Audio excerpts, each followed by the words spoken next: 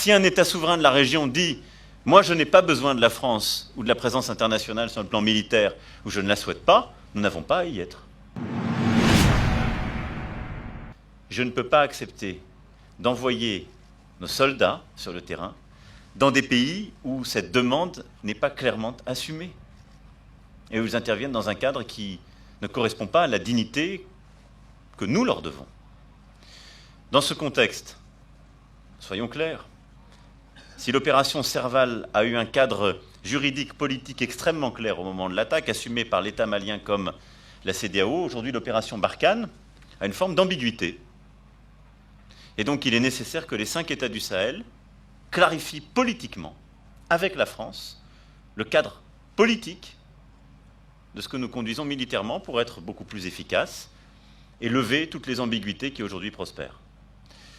Ensuite, je partage totalement ce que vient de dire le président Issoufou. Je considère que nous avons besoin dans ce contexte, et ces clarifications étant faites, de renforcer à la fois les moyens et la coordination.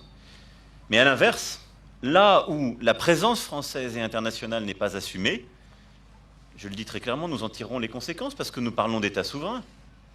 Si un État souverain de la région dit « Moi, je n'ai pas besoin de la France ou de la présence internationale sur le plan militaire, ou je ne la souhaite pas », nous n'avons pas à y être.